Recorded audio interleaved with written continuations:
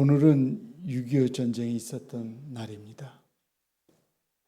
그날이 벌써 73년이 지났습니다. 전쟁은 아픈 상처를 남기고 많은 고통을 남겨두었지요.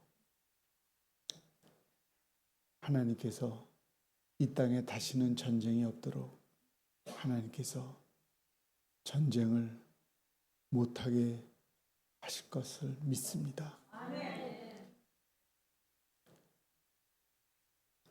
인간 세상에는 삶을 유지하는 데 있어서 필요한 요소들이 많이 있습니다. 잘 살게 되고 여유가 생기면서 사람들에게는 필요 목록이 더 많아지는 것을 발견합니다. 생명 유지를 위해서 반드시 필요한 것이 있는가 하면 어떤 것은 인간의 욕망 때문에 필요로 하는 것도 있습니다. 신앙생활에서도 반드시 필요한 것이 있습니다. 예수님께서 그것이 있는 곳에서 역사를 행하셨고 다른 것들을 참아주시고 용납해 주셨지만 제자들에게 그것이 없을 때는 책망했습니다. 그것은 바로 하나님에 대한 믿음입니다. 그리스도인의 삶은 믿음에서 시작하여 믿음 위에 세워지고 믿음으로 이어지는 삶입니다.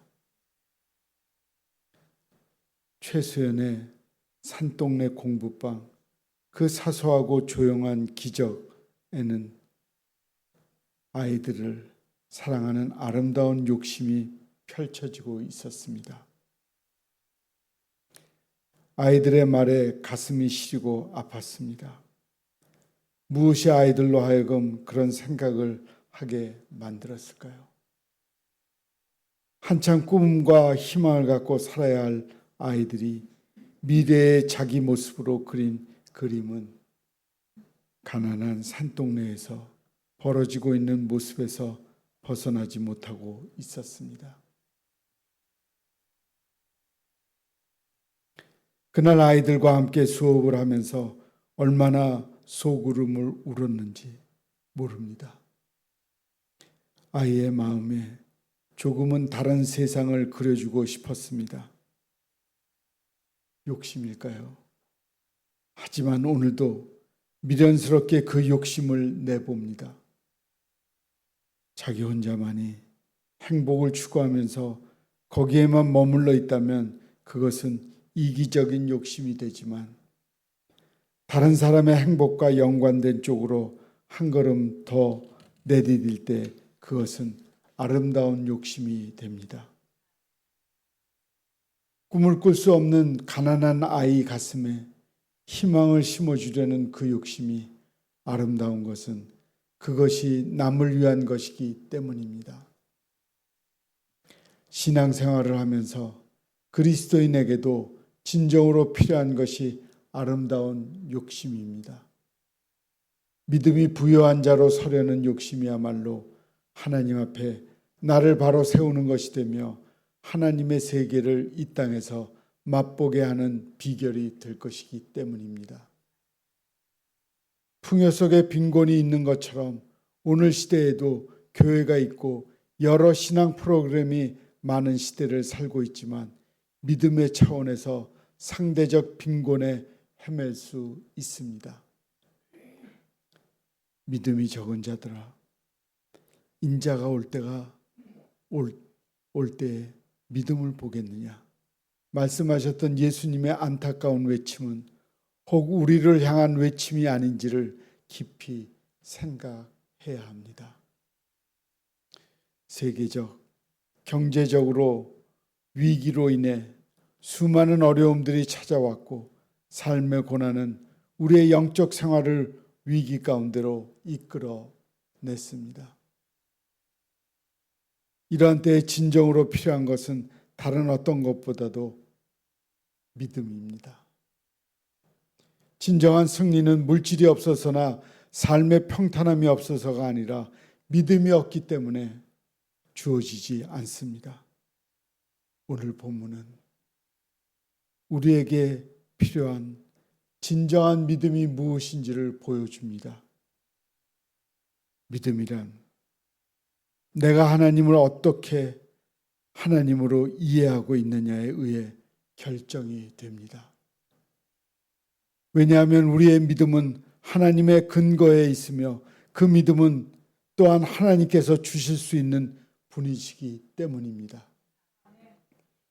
다윗은 하나님께 기도합니다. 나를 지켜주소서. 내가 주께 피하나이다.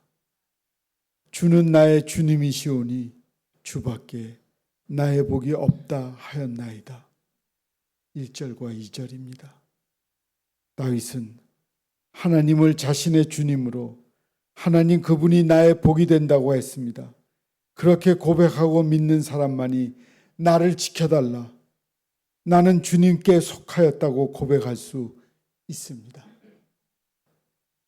여기에서 우리는 다윗의 절대 믿음을 발견합니다. 오직 하나님만을 자신의 주인으로 섬기고 자신의 복으로 여기겠다고 고백합니다.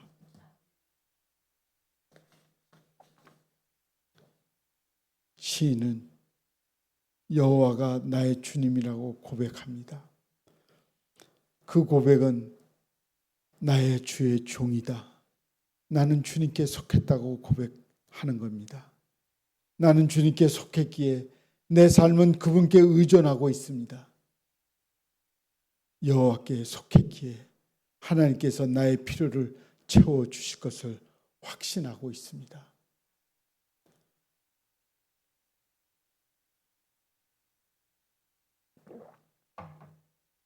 우리가 인간을 의지할 때 의지할 수 있습니다. 그러나 누구나 장수해도 100세 살기가 그렇게 쉬운 일이 아니지요. 그 다음 영원한 나라를 누가 책임지겠습니까?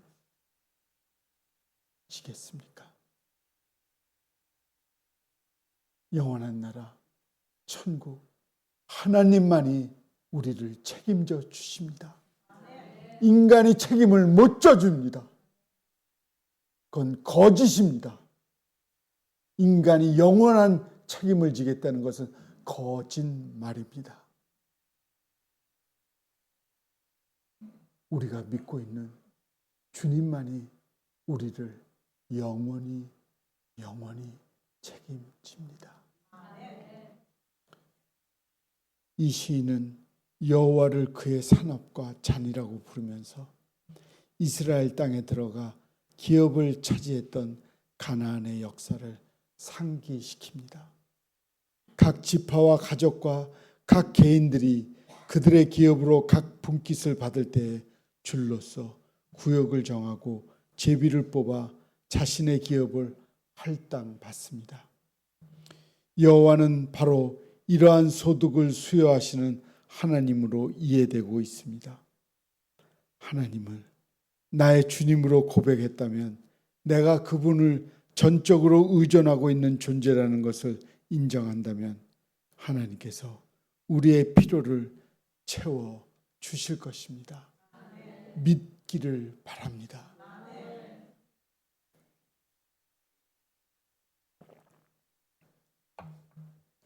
예수님은 무엇을 먹을까? 무엇을 입을까? 걱정하고 염려하는 우리들에게 말씀하셨습니다. 오늘 있다가 내일 아궁이에 던져지는 들풀도 하나님이 이렇게 입히시거든. 하물며 너희일까 보냐. 믿음이 작은 자들아. 믿음이 작다고 얘기합니다. 그러므로 염려하여 이르기를 무엇을 먹을까, 무엇을 마실까, 무엇을 입을까 하지 말라. 이는 이방인들이 구하는 것이라. 너희 아버지께서 이 모든 것이 너희에게 있어야 할 줄을 아시느니라. 마태복음 6장 30절서부터 32절까지입니다. 믿음은 나의 주님 되신 하나님께서 나의 모든 필요를 채워주실 것을 믿는 것입니다. 시인은 하나님의 훈계를 기억하고 있습니다. 나를 깨닫게 하신 그 양심이 밤마다 자신을 교훈한다고 했습니다. 우리 성경에는 양심이라고 되어 있는데 영어 성경에는 심장이라고 되어 있습니다. 문자적으로 콩팥을 의미합니다. 시인은 하나님의 교훈을 늘 생각했습니다. 그것은 자신의 심장과 함께 있었습니다. 심장이 뛸 때마다 그는 하나님의 말씀을 생각하고 하나님을 찬양했습니다. 그는 고요한 밤중에 그의 심장을 뛰게 하고 있는 하나님을 바라보면서 여호와의 훈계에 귀를 기울였습니다. 고요한 밤에 하나님의 인자하심과 능력을 깨달음으로써 그는 결코 하찮은 일로 인해 염려하거나 불안해하지 않았습니다. 시편 기자는 그의 마음과 영, 육체 모두가 안전함을 기뻐하고 있습니다. 그는 수월, 즉 죽음의 권세에 버리지 않을 것을 알고 있었기에 기쁨으로 충만했습니다. 생명은 기쁨과 함께 하는 법입니다. 생명은 기쁨으로 완성됩니다. 죽음에 대한 두려움이 사라질 때 우리는 우리를 무덤과 죄의 권세에서 구하시는 하나님의 완전한 기쁨과 자유를 누릴 수 있게 됩니다. 시편 기자는 기도의 모든 곳에서 여호와는 나의 전부라고 말합니다. 여호와는 나의 주님이시오 나의 하나님이시니 나의 운명이시오 나의 훈계이시며 내 동반자요 내 보호자요 내 도움이시니이다. 이 모든 고백은 여호와는 내 인생 전체라는 것입니다. 믿음은 내가 하나님을 나의 전부라고 고백함으로 시작됩니다. 믿음은 그 하나님께서 나의 필요를 채워주실 것을 믿는 것입니다. 하나님이 우리를 책임져 준다는 것을 진실로 믿으십시오. 그것이 정말로 하나님을 믿는 하나님의 백성입니다. 믿음은 내 생각과 삶을 하나님께 집중할 때 일어나는 사건입니다. 믿음은 내가 죽음 직면에 있을 때도 삶과 생명을 확신하는 것입니다. 어떤 사람들은 돈으로 자기가 영원히 살 것 같처럼 착각하는 사람이 있습니다. 돈이 아무리 많으면 뭐 할 겁니까? 부자라고 해서 죽을 때 돈 갖고 가는 거 봤나요? 관에다 심어줄 수는 있지만 갖고 가지는 못합니다. 사실이지요. 제가 사실을 이야기하는데 가만히 있으니까 내가 잘못 얘기했나? 돈은 못 갖고 가요.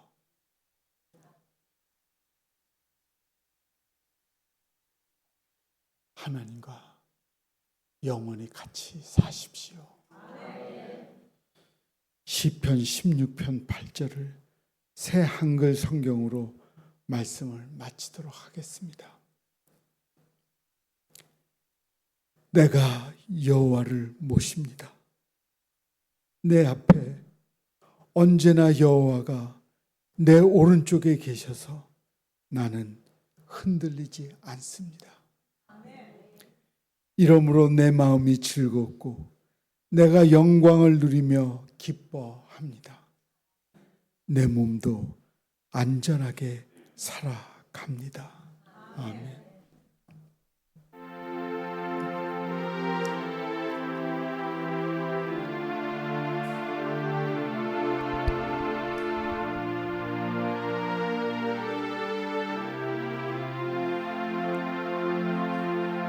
세상 흔들리고 사람들은 변하여도 나는 주를 섬기리.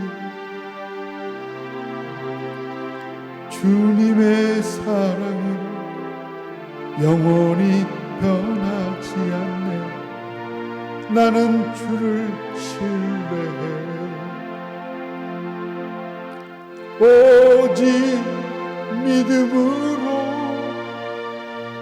믿음으로 내가 살리라. 오직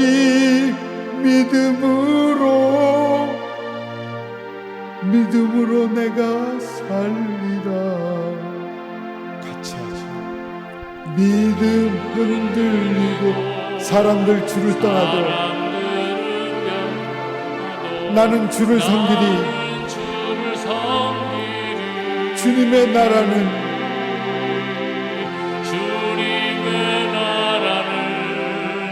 영원히 쇠하지 않네. 나는 주를 신뢰해. 오직 믿음으로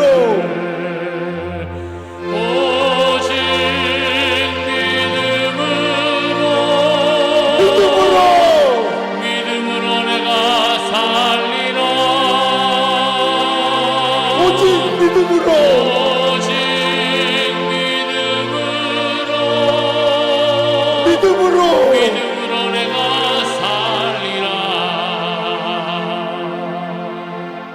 오직 의인은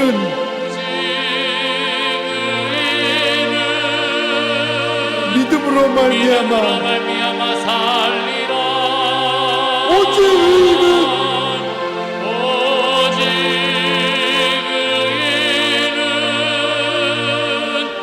믿음으로 말미암아 살리라. 기도하겠습니다.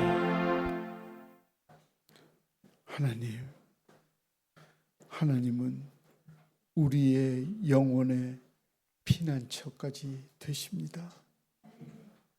우리가 힘들고 어렵고 고난 속에 있을 때에도 우리를 쉬게 하고 우리를 보호할 분은 하나님 한 분밖에 없습니다. 하나님께서 우리의 고통과 고난 속에 있을 때 우리의 영혼의 피난처가 돼 주시옵소서. 그렇게 이루어 줄 것을 믿사옵고 예수님의 이름으로 기도합니다. 아멘.